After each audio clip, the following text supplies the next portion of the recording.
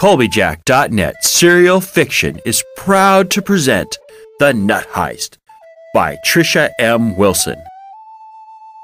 Imagine the woods down the road from your dream house. The idyllic woods where small forest animals cavort for your amusement. A wood where two mighty kingdoms, one a kingdom of squirrels led by their albino queen Lucina, and the other a kingdom of chipmunks commanded by the devious, mostly albino cousin of Lucina, Zenith. On the surface, it seems peaceful, but beneath the surface runs a war for the hearts and minds of the squirrels of Aquerna. Join us now in the forests of Neverwhere, about a never when ago, for The Nut Heist.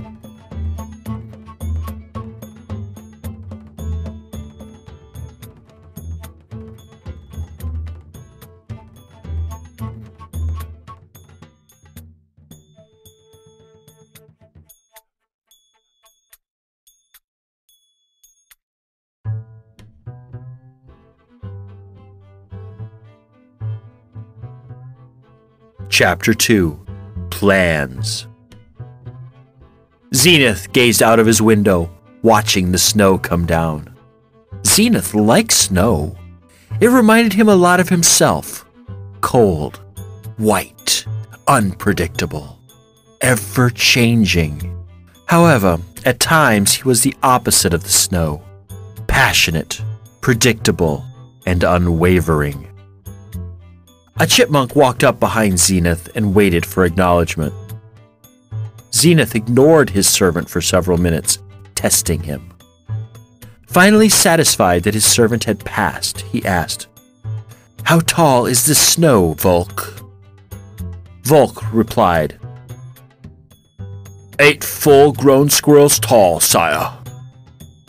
"Good," Zenith said, petting his magnificent white tail. "My plan may not have started off well, but it will be salvaged. What do our spies have to say? What are the conditions like in my cousin's kingdom?" He asked, still staring out the window. "Our spies tell us that panic spreads amongst the subjects, sire. The old can no longer live in their homes because they can't get the help they need. Children are frightened that the snow will never stop. Even the strong are having trouble breaking out of their trees. Panic spreads like wildfire. Fear swells with the word that the snow won't end anytime soon." Volk responded. He betrayed no emotion as he relayed the information to his master. "Excellent," Zenith said as he turned around to look at Volk. "Where are the nuts being kept during this time of panic?" "They keep the majority of the nuts in the bank. The whole kingdom moved into the palace and the surrounding trees.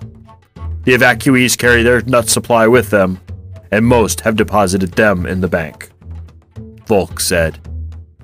"And what is the military presence around the bank?" Zenith asked, still playing with his white tail.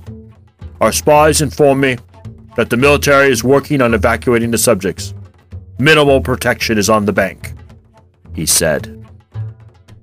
"Here's what I want you to do," Zenith said, his red eyes gleaming. "I want our spies to start a rumor that the queen should have known that this much snow was coming. She predicted snow, so she should have been able to predict this amount of snow. Make it so that people start questioning her ability to read the signs. Create doubt in the minds of her people."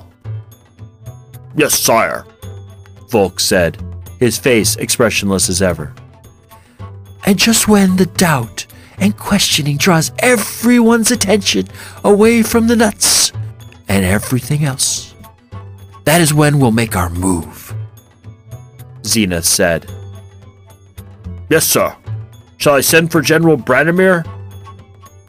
Volk asked. "Yes, I need to go over the plan with him," Zenith said. Volk began to exit the room when Zenith said, "One other thing, Volk. Do not tell my wife about this plan. I want to surprise her when it works perfectly." Yes, sire. I'll personally make sure that Madame doesn't hear a thing, Volk said. Zenith turned to look out the window again, watching the snow continue to fall. Those stupid birds might not have convinced my cousin's people to leave their nuts in the ground so we could get them. But this new and improved plan will get me those nuts, he muttered to himself. General Branimir confidently walked into the room, his striped chipmunk tail swishing with every step he took. In his hand he carried a roll of papers, plans to something. Sire, he said, saluting. General, Zenith said, acknowledging the salute. I want to go over the plan with you. By this time tomorrow, our spies will have created enough of a distraction for the operation to begin. What is that in your hand? Zenith asked, noticing the papers. These are the plans to their bank, sire. Walking to a nearby table, Branimir unraveled the plans, displaying their contents. This location is where there are always 2 guards on duty. I've had men watching the bank for a week now. The guards are very predictable. Every 20 minutes, a guard circles a tree. He never looks up. His areas of interest are the ground and the surrounding trees, not the treetops. How long are the guard shifts? Zenith asked, looking over the plans. The single black stripe that radiated from each eye, which marred his perfect whiteness and marked him as not a true albino, puckered as he concentrated. Their shifts start when the sun sleeps. They are relieved when the sun wakes up, Branimir said. Here's my plan. Right before the sun wakes, the BECS will wait for the guard to start his rounds. They will then drill into the tree above the sight line of the guard. Once they've reached the tree, they will start to remove the nuts. When the bank is empty, they will return to headquarters. How long will it all take? Zenith asked, still studying the plans. According to our initial tests of the tree, it should take between 6 and 10 minutes to drill a hole large enough for entry. The 15 to 20 remaining minutes will be used to get the nuts, Branimir said. What about that guard patrol? I thought you said they go around the bank every 20 minutes, Zenith said. They plan to stop working and plug the hole so that nothing looks wrong. Once the guard passes, they will resume their work, he said. Do you know yet how many nuts there are? Zenith asked. Our spies within Aquerna calculate that there are 150 squirrel loads of nuts in the bank, he said. Zenith took a second to do some internal calculation. That is a lot of nuts. A lot more than I realized. Your men have approval from me to knock out the guards if necessary, but only as a last resort.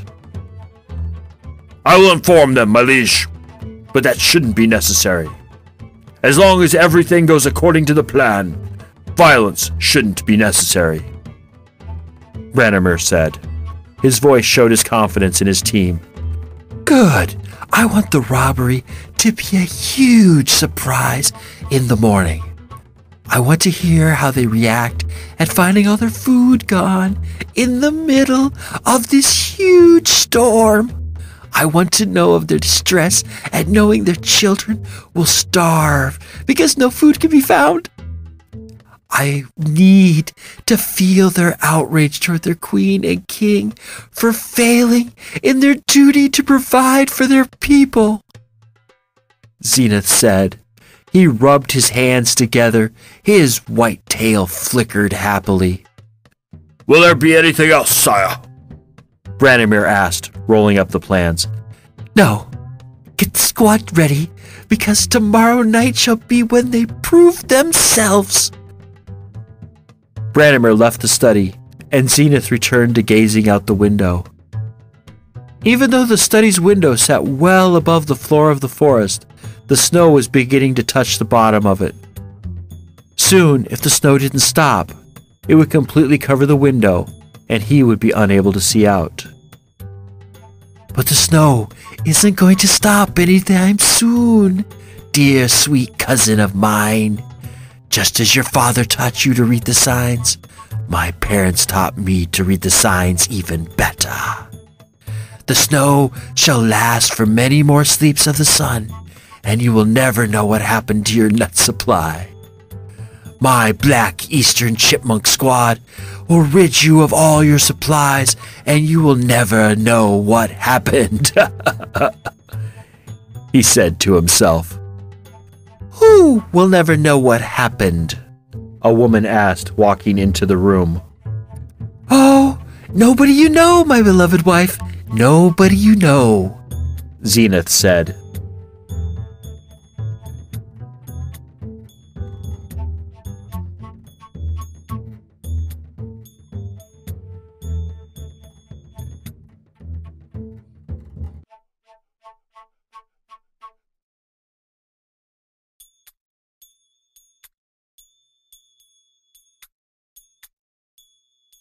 Chapter 3. Rumors. Roswitha, order your men to go from house to house. I want to make sure that nobody is trapped in their homes, Lucina ordered.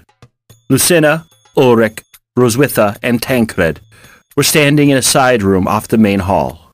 In the background, they heard the evacuees swarming into the palace. Yes, your majesty. By my calculations, 80 to 90% of the population is in either the palace or the surrounding trees. By the end of the day, everyone will be safe, Roswitha said. The lights suddenly turned off, then turned on again.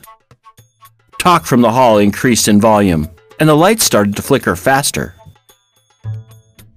How is our nut supply, Tancred? Do we have enough food to last us through this storm?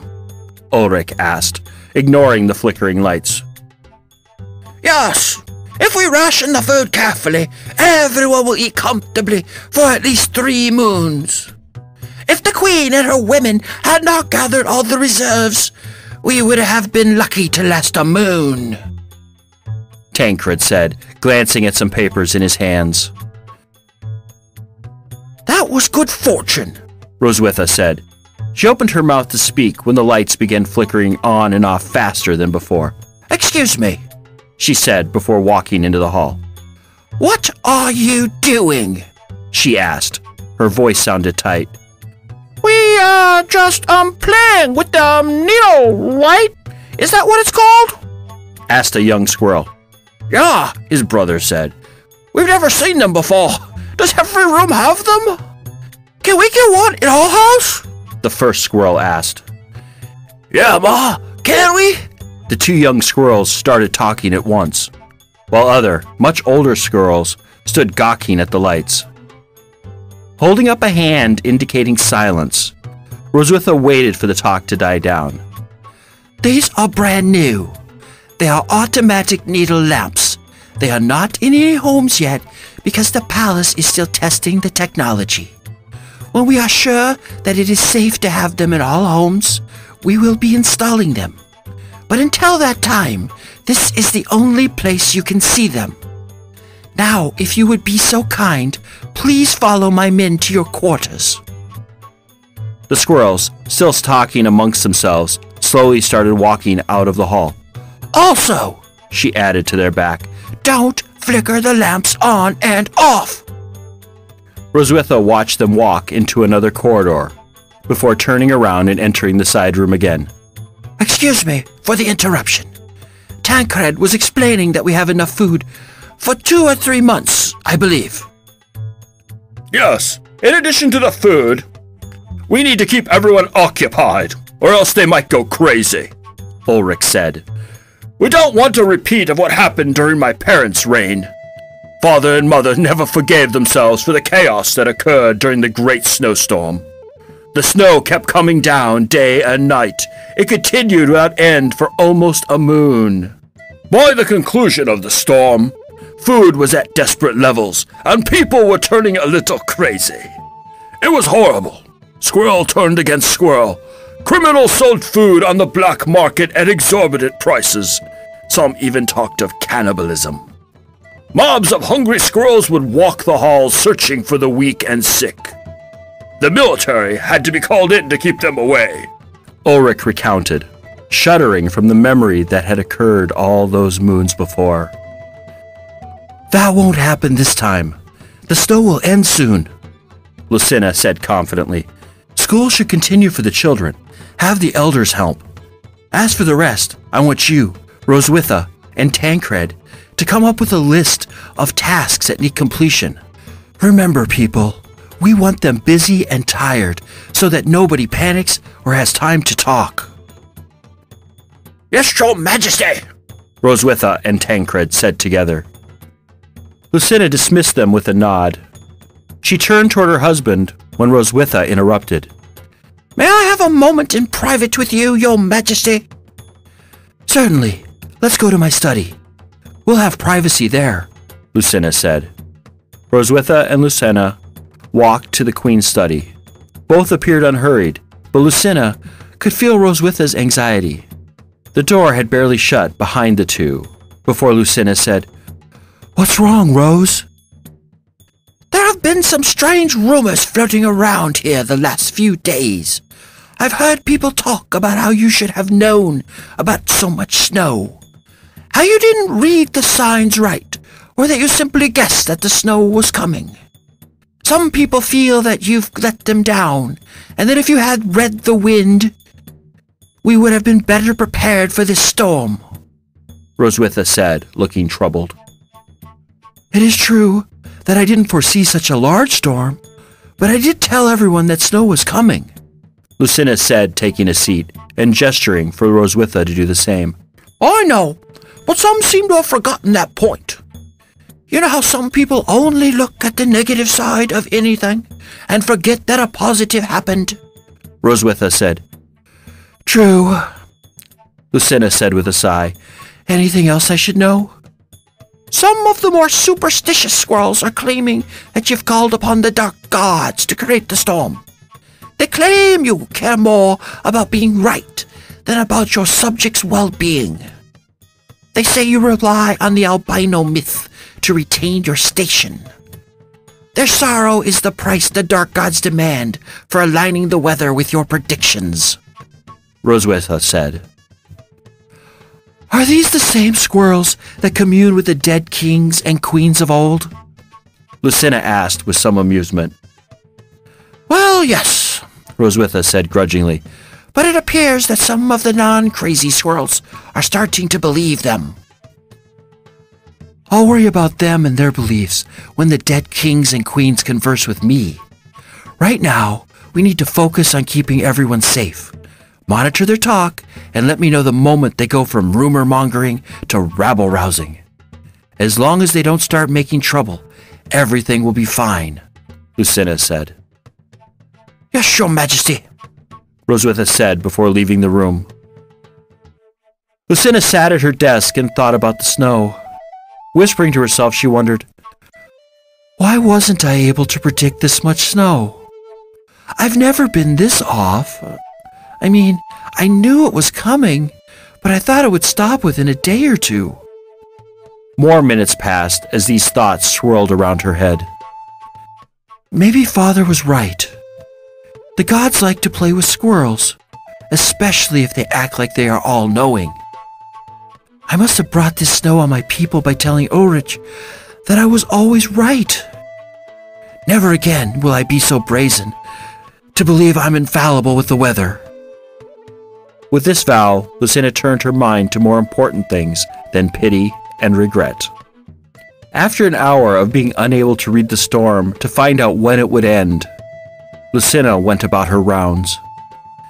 She walked among her subjects and received mostly thanks and gratitude for all that was being done to protect the people of Aquerna. One of the subjects Lucina came upon was an elderly squirrel. Looking at her queen with tears of gratitude in her eyes, she said, Thank you, my lady. Without you, I would have died in my tree. I'd run out of needles to heat my home, and I was unable to get out to find help. I was even down to my last nut. Well, one of these nice, cute military men came by to tell us to evacuate, and he got me out of my home in no time. When he saw I couldn't walk in the snow well, he even carried me all the way to the palace." The tears dried up, and a twinkle entered the elderly squirrel's eyes as she said, "I haven't been carried like that since my wedding night when my late husband carried me across the threshold of your new home." Lucina heard similar words of thanks from many a squirrel, but she could feel that not everyone was thankful for the efforts of their queen. While they might have smiled to her face, the second her back was turned, she felt the unhappiness and discontent of her subjects. Voices below hearing whispered to her, saying, "She should have known. She's in league with the dark gods. All that stuff about the albino is a myth. She doesn't know anything. She's never known." The sun went to sleep, and an on-edge peace settled upon the kingdom and the people of Aquerna. Lucina and Ulrich were in their private chambers getting ready for bed. Both were lost in their own thoughts. "When will the snow stop, Lucy?" "I don't know, my love. I tried to read the storm, but I kept receiving mixed signals. I get the feeling that the storm doesn't even know when it will end," she said. "We must be careful. Unhappy subjects create a dangerous situation. We must keep everyone busy so that they don't notice that it is still snowing," he said, pacing in front of the bed. "Rose and Tancred have drawn up a long list of jobs that have been put off for far too long. Even only completing a portion of the list will occupy everyone for a moon, if not more," Lucina said.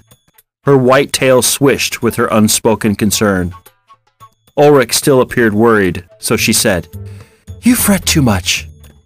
My father always said, an occupied squirrel is unable to speculate and gossip. They are also happier than a squirrel left to his own devices. We'll simply make sure that everyone is distracted. Everything will be fine. Now come to bed. We have a lot to do tomorrow." Ulrich blew out his needle and settled into his side of the bed. Lucina stared into the light of her needle a few seconds longer before she extinguished it. After a few minutes of trying to get comfortable, they finally settled down and fell into a restless sleep.